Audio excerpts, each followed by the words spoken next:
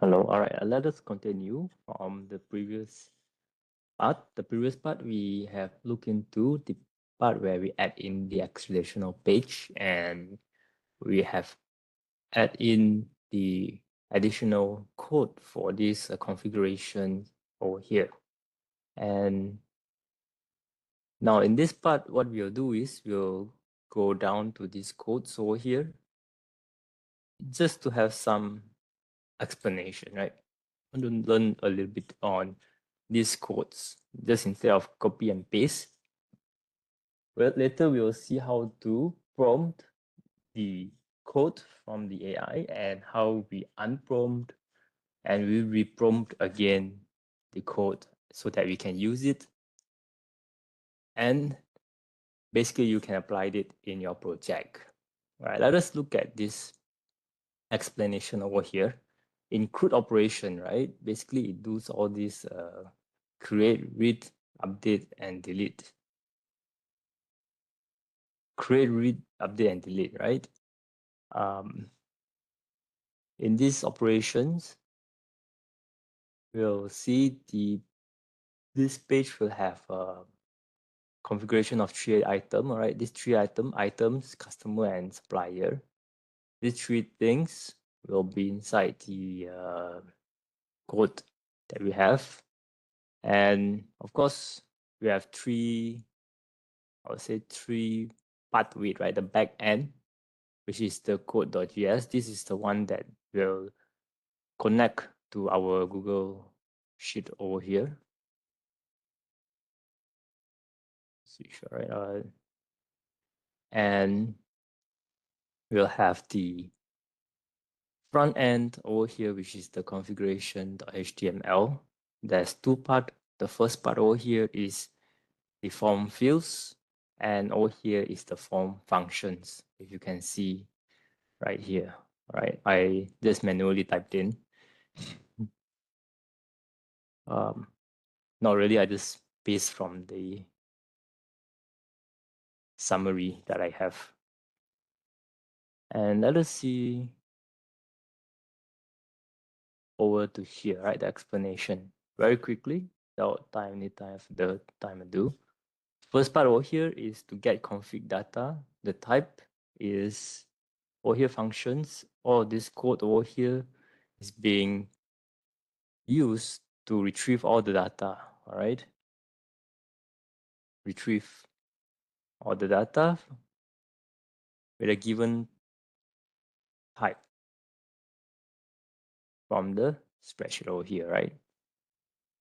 Then the second brick of codes over here is to basically add new data, new records over here. And if over here is to add new, all right, save function, save config data, get config data type.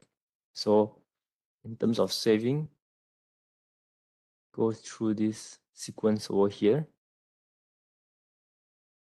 And if you don't have, if the sheet is not found, then the type, if it's item, you create with this item over here, all right? If customer with this field over here, right? This field or attribute, you can say. Supplier with this field or the attribute. And generate ID for the unique ID code, right? For the unique ID code for item, customer, and supplier. Let me see over here if we have the example. See this SUP, these are the unique code. That's supposed to be from here, right? New ID.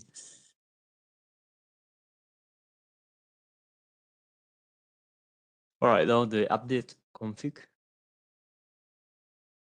Basically, we are doing the CRUD process over here. This one, this thing over here is reflected in this back end over here. They supposed to have all this function, this feature fits over to here.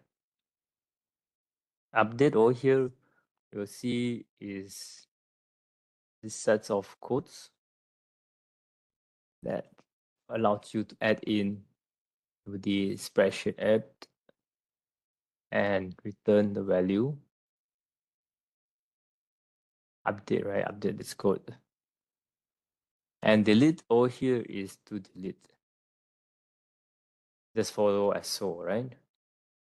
So questions here if you have other things to do, like other item. What you can do is you can copy from this code over here and use the AI to reprompt into whatever field that you want, and then you paste it and you test it out. That's one way to do your project in developing your prototype, which we'll learn later this week in your lecture.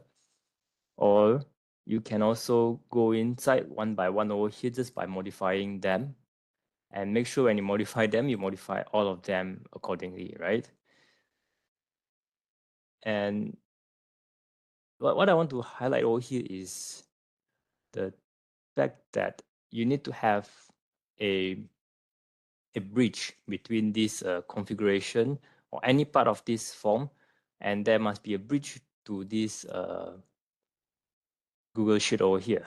All right. So basically, when you are prompting a new set of codes, you need to bear that in mind that if you're not if you only have the front end or the design of the user interface, but you don't have the link or the bridge for this Google Sheet over here, right?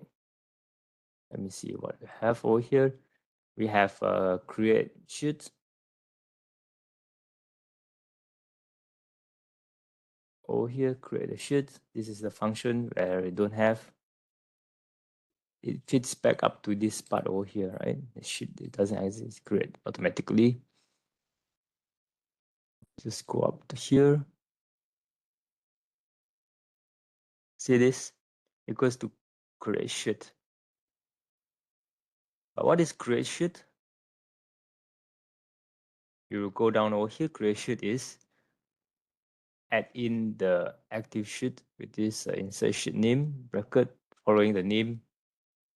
If you highlight over here the name, goes back to this brick over here where we want to add in the what is it, the create sheet, right? The name, the sheet name will be this one. All right, if it's for this item, it's all supposed to be interrelated. It's more specifically in a way that you give a very specific instructions to the computer, right? To actually, I would say, record or to actually do the things that you want it to do for you. Now let us look at the next one over here, capitalize. All right, make sure you capitalize the item. All right, over here is more interesting. The first part, the first part bit of it, that's actually three parts, right? Type selector. Just go to config over here. Okay, let's see. Select ID. What is this type selector? ID. Configuration type label, right? This is the select ID. So, all right, this is like the form select on change switch form. So basically you're creating three forms over here and you allowed the drop down, right? This one that we click in, then there's like a top. Let me just show over to here. Let me just open out this script.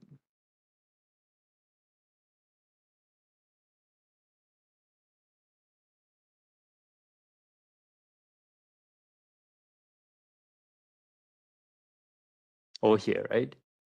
You can see this is the tree of the item over here. Basically, you have the type selector. Then the form field. When you select on the customer, you will have a slightly different form field for you to enter.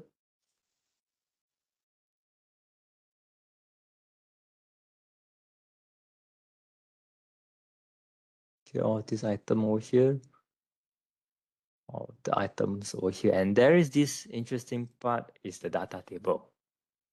Data table is for you to show the data pulling out from the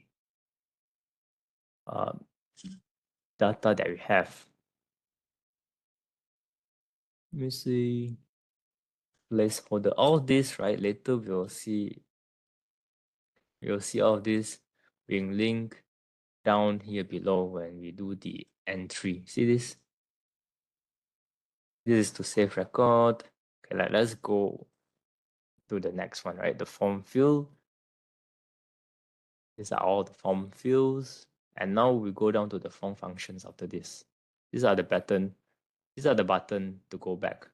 See over here, back to dashboard. This is the button. So it comes out of, it don't come out from nowhere. If you see everything over here, add new records. It's supposed to be inside here.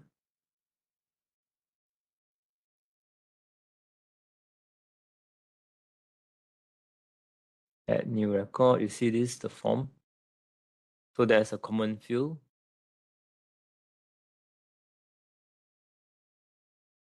And over here is a script. This one is let us, what happened over here is there's three phases. One is the entering over here, this phase, all right? Then save.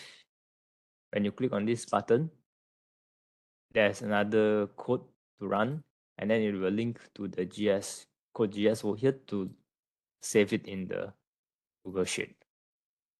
But let us look at this one by one. There's like 8 of them. I want to be too long. All right, I don't want to go too long over here. Switch form. So over here for us to switch between the form. Switch form. It hides all specific type. Call load data to refresh the data table. These are all the things to reflect on the load data over here. Load data is functions.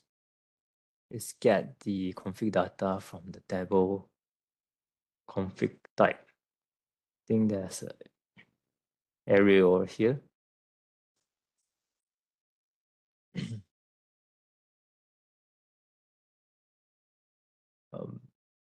So in your case, when you plan out this thing, you need to sit down and really do work on it. Keep on prompting the codes, reprompt it, unprompt it again. It goes like this, right? It goes, you prompt the code, put it inside, you used it, and then you test it out, and unprompted means you go and check back which part which you need to amend, and then reprompt again to fit into what you want, all right? For me to get to this stage, I've used like several rounds of prompting. Only I can get up to this code over here. Then over here, if the item, this is table render, right?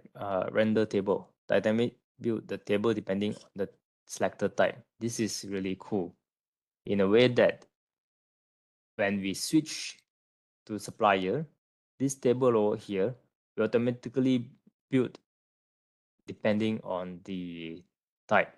These are all the input that I put in for me before the code has been generated. So they are been generated accordingly over here. And if you study the code carefully, you will see all of the items has been carefully listed out. And one of the thing is you'll find yourself in doing this is that when you want to change new things, then you should ask how to change. And then when you change it and then you prompt it again, you put everything back to check whether it worked or not. Or you can just test it straight away. Then you go to save, edit, and delete. And we save, edit, and delete the form over here, right? Over here is the save record, blah, blah, blah. Over here is all the codes. Then there's the record. Over here is all the records. And then we have the delete records. And then reset the form. Reset the form is important because after we input something inside here, when we save, it will reset. Okay, and go back functions. Set form and go back, navigate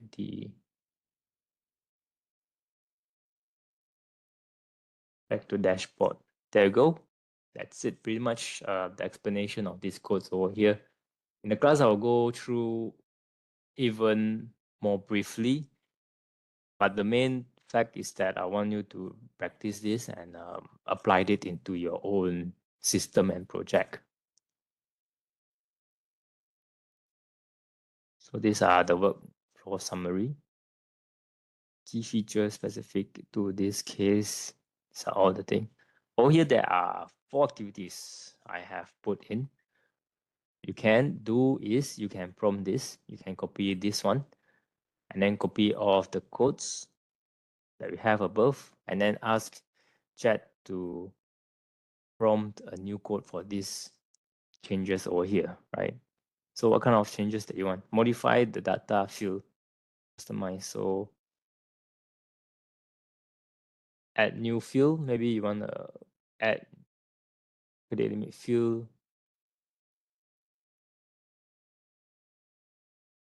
adjust auto AD, enhance the table display, or debug and extend.